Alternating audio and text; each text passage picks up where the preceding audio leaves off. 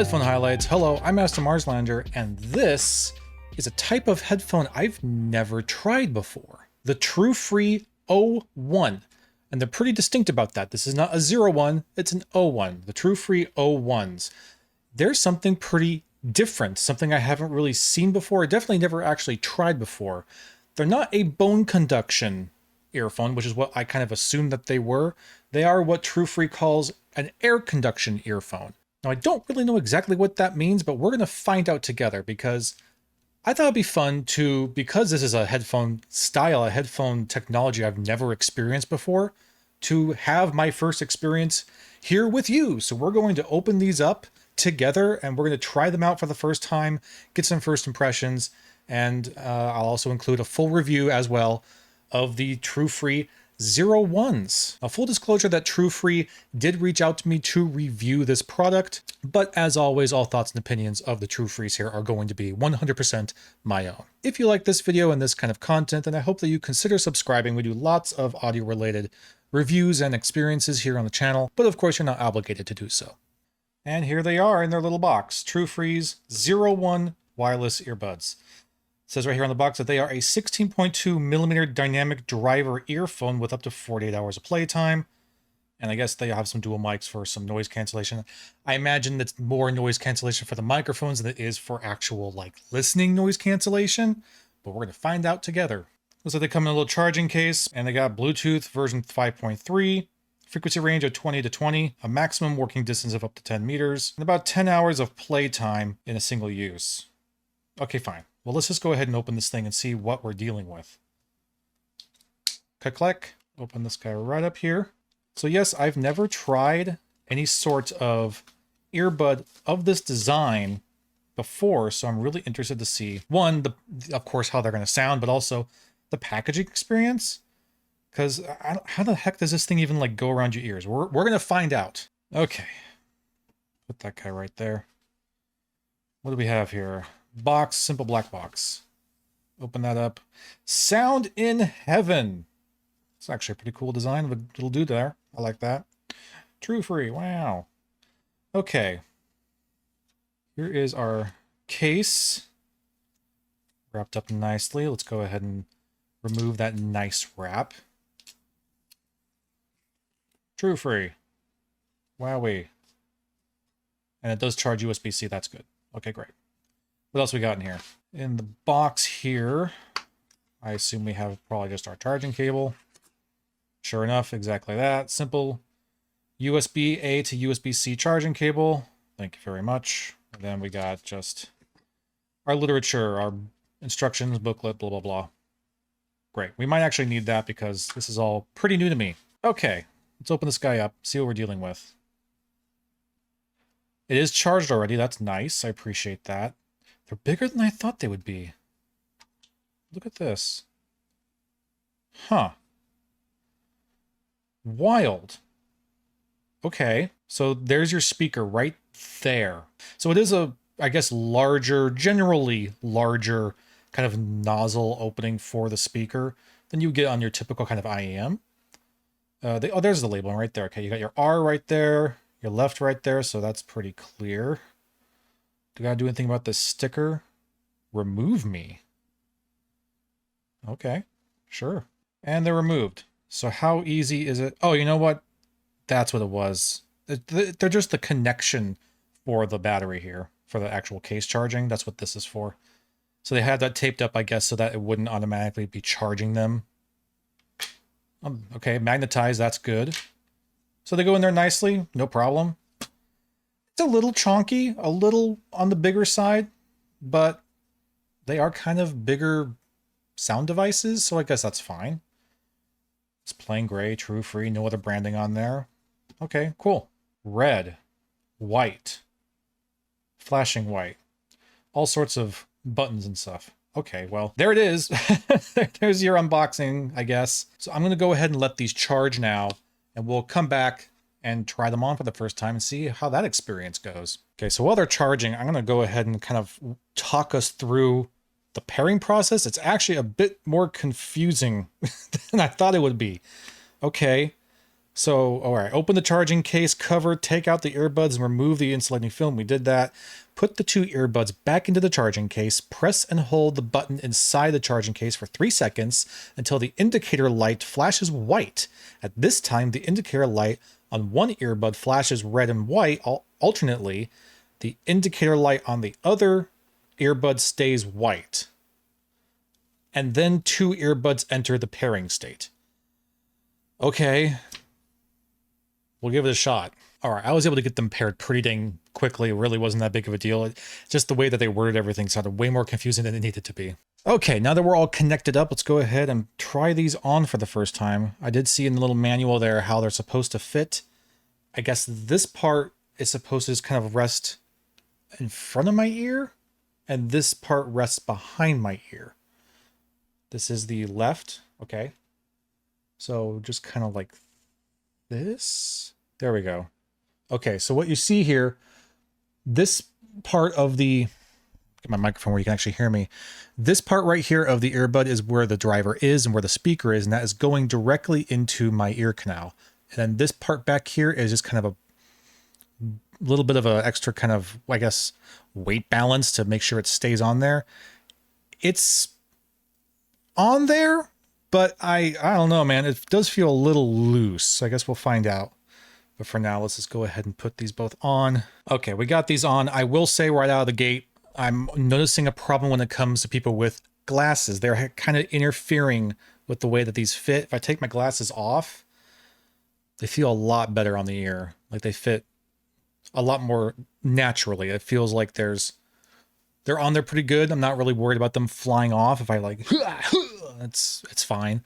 But when I put the glasses on, they actually sit on the glass arms here. At least for me, like I gotta push them there, right there. So now kind of the band here, right here is resting against the arm of my glasses, and it's causing it to not fit exactly right. It's still, I think, probably fine, but it just feels kind of weird. So that's interesting. Oh, come on, focus on me. What are you doing? So yeah, they do kind of rest right on the glasses arm here, which is interfering with the fit a bit. So it's not the kind of perfectly natural sort of fit that it feels like when I'm not wearing glasses. But it is still on there okay. I'm still not really worried about them falling out. So we're going to go ahead and run with it. I will say, this is a totally different experience already. So I love IEMs. IEMs are really amazing devices and are capable of some pretty insane performance. It's like sound audio performance. But I've always had an issue with IEMs in that I don't like to put things in my ears. It's never a very comfortable experience for me. Some IEMs are passable for the most part.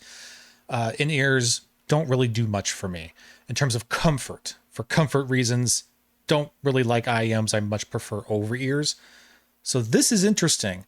It's not like an on-ear experience either, like something like a Koss Porta Pro or a Koss KPH 40. It's just kind of resting. I don't even know how to explain this. This part of my ear, let me take this off so I can show you.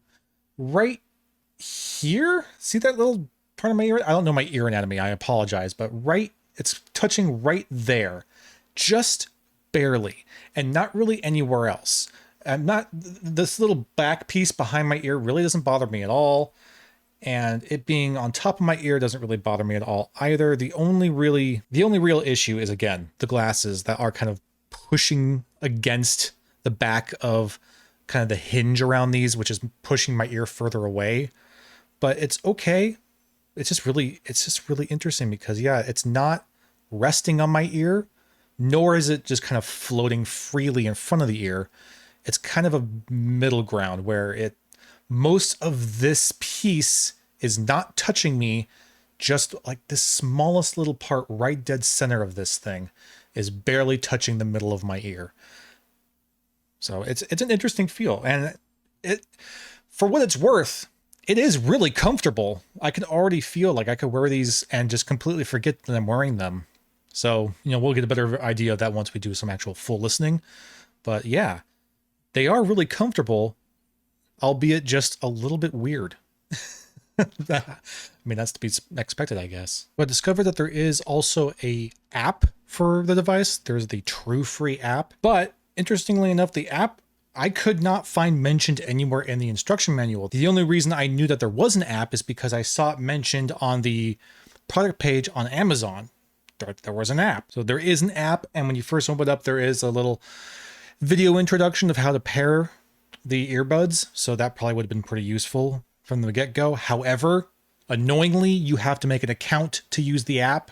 I don't like that, Truefree. I don't like that you have to make an account. Shouldn't have to do that. Speaking of the app, I'm going to go ahead and give you a quick tour of what that's like right here.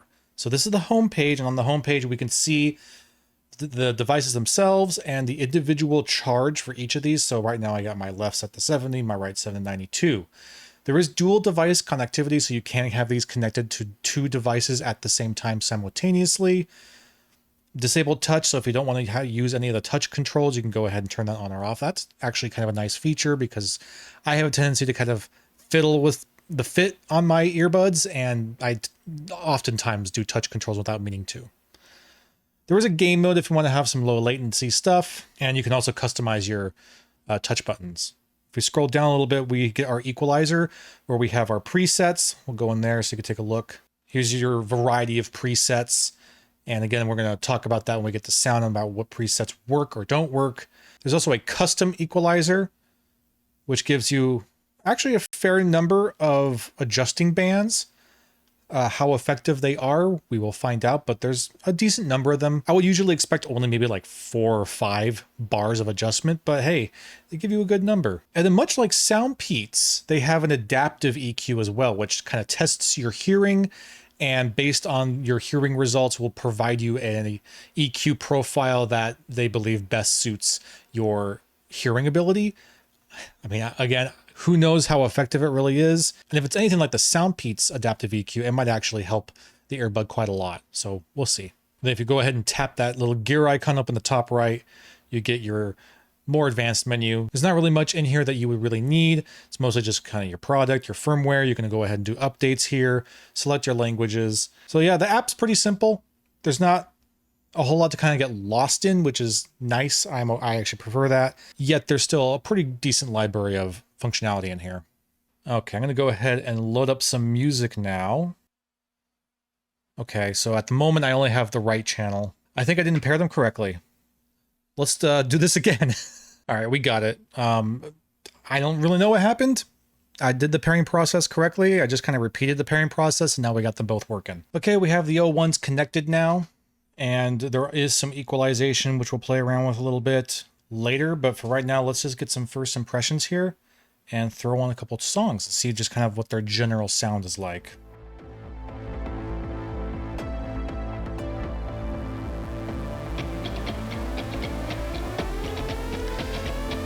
Okay. Let's just give it something really aggressive.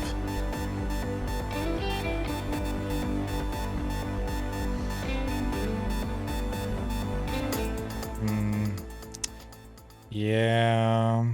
Okay, so this is just first impressions right now. I am going to now take a little while to sit here and really go into the listening and play with the EQ, see if we can change some things around, because right now, first impressions with the stock sound, I don't know if this is working.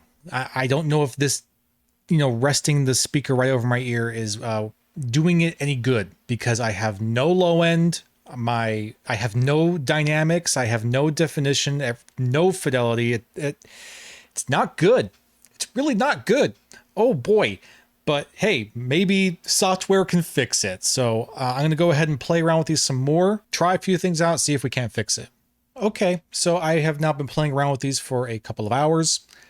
I have a pretty good understanding of what they're capable of, and I've played around with the app to try and adjust some things, see if anything worked. And here's where we're at. They're an extremely comfortable headphone, extremely comfortable IM. This feels great. And again, like I said earlier, I feel like I could wear these forever and just completely forget I'm even wearing them. So the design here is actually very effective in that way. Extremely comfortable, very light. It's barely touching my ears. It's great. The connectivity is also okay. That 10 meter of range, I got more or less that. I never really experienced much in terms of connection issues or disconnection while, wandering around my house, having everything connected to my phone up here. So connection was fine. And again, the app controls, there's a decent amount of stuff in there to kind of play around with, but also it's a pretty simple app. You can't really get lost in it. So it is a very easy to use, very convenient earbud here, wireless, whatever. But when it comes to sound performance, this isn't working. I'm sorry, but this is not working for sound performance. Because there's absolutely no seal, no isolation of the driver and my ear, that sound that's coming out of these is just kind of having zero control. It's just going and not going anywhere in particular and not being tuned, I think, at all. I have zero bass performance. Even with the bass boost EQ profile, nothing. There's absolutely no bass. You get the mid-range just rumbling in a really nasty, gnarly, staticky way to try and compensate for there being no bass range. It's pretty freaking bad. The mid-range is extremely noisy. The whole frequency range is extremely noisy. It's very staticky, very metallic-y, very buzzing. And the mid-range, vocals get lost really quick, really easy. There's really little kind of definition in the vocals. There's zero intimacy. And the clarity is kind of non-existent. The mid-range is overwhelmed by this. I can't say it's overwhelmed by the bass range because there isn't a bass range, but this artificial mid-range trying to behave like a bass range, it engulfs the whole thing. And it just makes for this really loud, buzzing, noisy, tinny, low fidelity sound. It's really not good. And the treble range is also not good. It borderlines on sibilant sometimes. It's not detailed. It's not engaging. It doesn't provide any information. It's just kind of like a little bit of sharpness here and there. And on both ends of the spectrum, both ends of the frequency range, your bass is gone, your treble range is gone. You just kind of have this mid-range that's trying to be the mid-range and also be the bass and the treble range at the same time. And it just can't do it. It can't do it. It's like having a speaker tweeter that is trying to do everything. It doesn't sound good. It's really not good. Now, it very well could be that what is being produced out of this is better than what I am hearing. And the reason why it sounds so bad is because of the way that these actually work, because of the way that these fit, in that the speaker isn't in my ear. The speaker is not being isolated. In fact, really quick, I'm going to try cupping my ears and see if that helps anything. Yeah, no, that doesn't help at all. So yeah, I think that basically what we have going on here is you have a very small speaker that just cannot perform anything besides really growly, noisy mid-range. And it can't do anything else. It's bad. It's really not good. Truefree, I'm sorry, but these are kind of unacceptably bad in how they sound. And I get what you're trying to do, and I do appreciate it. It is very comfortable. I like the idea of just kind of a floating speaker, but it just acoustically doesn't work. It's just not going to work, at least not the way you currently have it implemented. But maybe you could figure something else out. I don't know. The build, the design, it works. It fits very well. It's comfortable. I do like it. And I like the whole package. It's just that it's not working for the sound. The sound performance is just not acceptable. And because of that, unfortunately, I cannot recommend the Truefree O1s for the sound performance alone. I just don't think that I don't think it's reasonable. But regardless, Truefree, thank you for providing these for review. We very much appreciate you. I look forward to maybe some other products you make down the line. And as always, I hope you all enjoyed this, and I'll see you again soon.